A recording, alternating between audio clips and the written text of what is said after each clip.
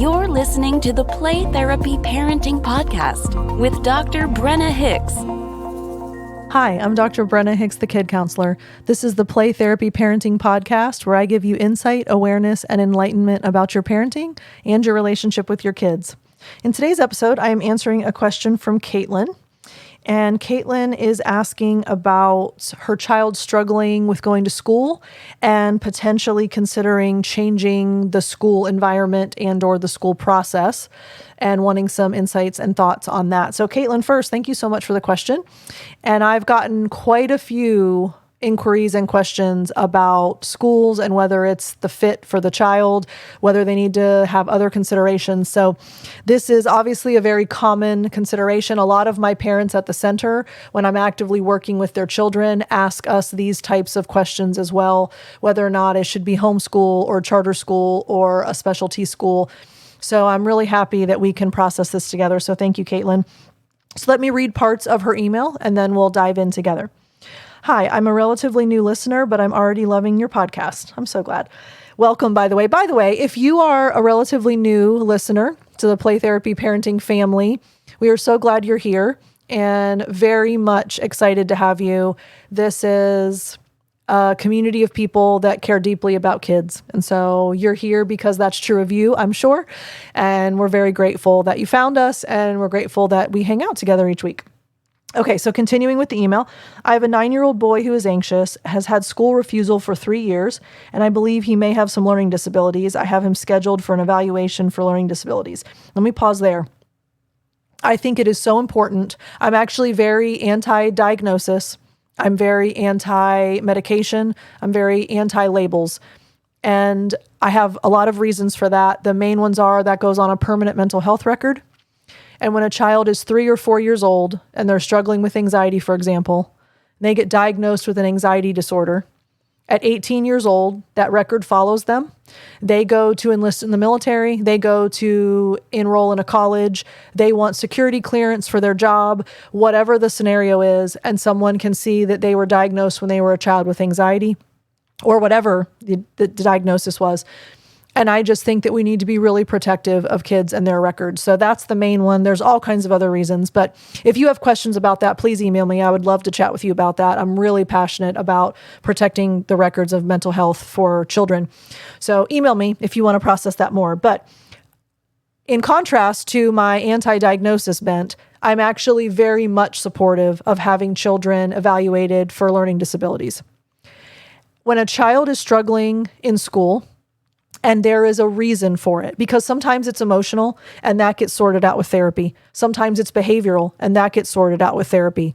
But if there is actually a learning disorder and it can be diagnosed, maybe it's working memory, maybe it's processing, maybe it's some other kind of issue, when dyslexia, dyscalculia, all kinds of options. If that is at the heart of why a child is struggling, the child feels different, the child feels ill-equipped, the child usually ends up feeling dumb, and they start to internalize all kinds of very negative messages. Their internal dialogue turns so toxic, and they start saying there's something wrong with me, and I'm stupid, and I'm an idiot, and I can't do this, and I'm a moron, and I have no idea what I'm doing. And none of those things are true, but that's the way they fill in the gaps when they don't have accurate information. And all it takes is having them told, your brain just mixes up numbers when you look at them. So that's why it's so hard for you to do math. Now, all of a sudden, the why changes everything, because math doesn't necessarily get easier. But now there are accommodations at school. Now there is a plan to make sure that the child has everything set up for success to the best of their ability. And the child knows that there's a reason for why they're struggling in math. It's not that they're stupid. And so I'm actually very much a proponent of getting evaluations for learning disabilities. And if it comes back that no, there is no learning disability, that also is valuable, because then there's no concern, there's no wondering, there's no lack of clarity. We know for sure that there is not something more going on. So therefore now we're going to take a different path. So, Caitlin, I'm actually very happy to hear that you're pursuing that, and that will give you some clarity moving forward, regardless of how that ends up. Okay, so let me continue reading the email now. He dreads school. Every morning is a fight full of tears, throwing himself on the floor, refusing to get dressed, stomach aches, and at times hitting himself. This has been going on for a couple of years. He is currently in a public school, starts 5th grade in August, which it is officially August, so I'm sure that's very soon. We are considering a switch in school environments. Would switching to a charter school be helpful? The school would have in-person classes 2 days a week and the rest would be done at home. We were thinking it would relieve some pressure, allow him to get caught up, and also leave time for tutoring or other appointments he may need. I'd love your thoughts on changing school environments for anxious kids. Okay, so a lot to unpack here, so let's take these one at a time. First and foremost, when you have a highly anxious child, and I'm not sure, you didn't indicate whether or not, Caitlin, he's in therapy. If he's not, I highly recommend play therapy, specifically child-centered play therapy. If you would like some referrals to child-centered play therapists that I can personally vouch for, I'd be happy to do that. Shoot me another email. I think that generally speaking, when a child is highly anxious, they need to reduce their anxiety through therapeutic work. They need to build resilience and coping through therapeutic work. They need to build an emotional vocabulary so that their big feelings don't feel so confusing. They actually are able to recognize what they're feeling and communicate them so their needs can get met. There's a lot that goes, obviously an increase in self-esteem would also help with anxiety because you trust yourself, you believe in yourself, you know that you're capable, you don't feel as anxious. So there's all kinds of layers to what therapy would do. And that's why we highly advocate for child-centered play therapy for anxious children. I mean, for all kinds of other reasons too, but you're talking about your anxious son. So here's my concern with your last comment. I'd love your thoughts on changing school environments for an anxious child. Okay. What we fight against a lot as therapists is parents who are very quick to say, well, if this is a big concern for my child, if this is making my child really anxious, if this is overwhelming for my child, I'll just remove that environment or that scenario, and then they won't have to be so scared. That actually reinforces the anxiety. Because by not having to face it, by not having to work through it, by not having to conquer it, and by getting rescued, by just having it removed, they can avoid their fear, and anxiety manifests on itself when you can just constantly avoid. So we talk to parents a lot about we can't rescue a child by just removing what is stressful for them. We can't rescue them from just taking them out of that anxious environment. And I'm not saying that that's your implication. I just wanted to make that clear because I don't want this to come off as, sure, just pull your kid if the environment's making them anxious. That's not at all what I think is helpful, and we would never advocate that as child-centered play therapists. What we do advocate, though, is knowing your child, meeting your child where they are, and being open to exploring better fits.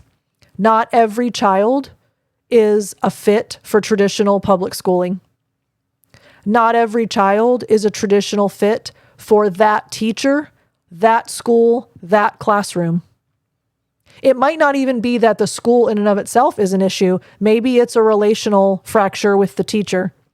Maybe it's he's been branded as the kid that won't go to class, and so it's now a social construct that he's trying to avoid. Maybe it's the fact that he feels labeled as the kid that doesn't come and then can't do anything when he's there. There can be all kinds of other components to why he's avoiding it. It could be classroom specific. It could be teacher specific. It could be that school specific. Maybe another public school would be a much better fit for him. Maybe homeschool would be a better fit for him. Maybe a charter school would be a better fit for him. Maybe a private school would be a better fit for him.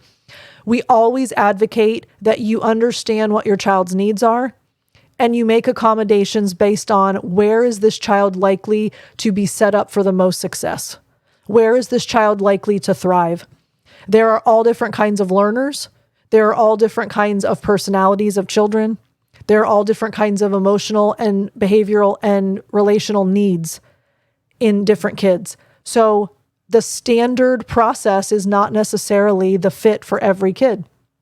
And I think it's actually really wise and helpful, Caitlin, that you're considering this because it seems as though he is really struggling. Now, you mentioned somatic symptoms. He gets stomach aches. That's absolutely somatic. Fancy word for his emotions are so big that he's feeling it physically.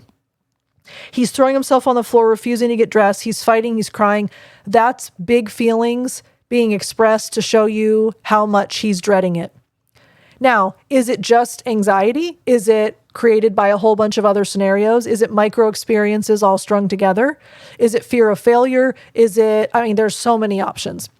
But starting 5th grade, that's your final year of elementary school in most schools. So he has one final year in elementary school before he has to make the transition to middle school. And middle school is a whole different animal, whole different ballgame. So many kids struggle to adjust to middle school because it's so different. So he has one last year of predictable schooling if he stays where he is. But it's also a helpful time to transition because I don't think you would want to transition him before middle school. So that's another factor to keep in mind, the timing of making a change like this. Is this the most appropriate time? Because change into middle school is hard enough. Making another change on top of that, we try to minimize change if at all possible. So changing one thing would be more ideal than changing several. You mentioned a charter school. Our son was in a charter school for quite a few years. Charter schools are run very similarly to private schools, but they are in fact considered public. So you kind of get a blend of both, of a public school that actually is run and functions more like a private school. And usually charter schools have specific focal points. So it's either art or it's STEM or it's music or it's some other kind of focus. So charter schools can be really appropriate for kids that really have a passion. If your kid absolutely loves the arts, and you can find an art-based charter school that might really engage your son in a way that traditional public school didn't. So I would absolutely look into charter schools because I think that might make more sense, especially since it seems like it's a hybrid of kind of in person and then at home. Homeschooling is another option. We switched to homeschooling our son when he was in 6th grade, and it is by far the best decision we've ever made as a family. We consistently and regularly, all three of us, my son, my husband, and myself, we all talk about how grateful we are that we are a homeschooling family, how it has made our lives so much better in so many ways. It is not nearly as hard as everyone thinks. I've had so many people say, "Oh, I wish that we could homeschool." You can. It is not difficult. We had no idea about homeschooling until we made the decision to homeschool. And we leapt in and we were mid-year. It was during Christmas break that we made the switch. We were not prepared. We had no idea what to do. And we talked to some homeschooling families and they said, look into this, look into this, look into this. And we were doing it within a couple of weeks. It is not as hard as you think. Many children function and operate so much more healthily and happily in a homeschooling environment. So that's another option. And a lot of homeschooling families do co-ops where you do some at home and some with other kids, and you go on field trips and you do science experiments together. And so it becomes more of a collective, collaborative schooling instead of just home by yourself. So there's all kinds of options, Caitlin. What I'm trying to point out is your son is obviously struggling and has been for 3 years. So something is not working. Could it merely be that he has an undiagnosed learning disorder or two, and that is at the heart of all of it? And when that gets addressed, maybe he won't have such an aversion to school, won't have so many high levels of anxiety. We need to kind of wait that out and see what happens.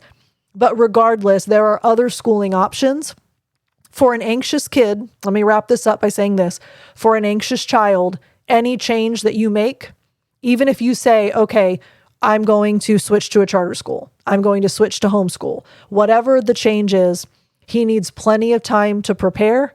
He needs plenty of time to think through it, ask questions, emotionally process it, feel ready. Anxious kids like predictability. They like stability. They do not like change. They do not like surprise. It would be very helpful to him to know far in advance, to understand what's to come, to give him as many expectations as you can, walk him through what it will look like. It's going to be very important for him to feel like he knows what's coming. Because anxiety is, oh no, oh no, oh no. And we're going to try to equip him with as much information so that even if he's a little bit unsure of it, it's not fear-inducing. So make sure if you make a decision, you give him ample time to process, you let him know far in advance, and it kind of becomes a process of discussion that he can work through.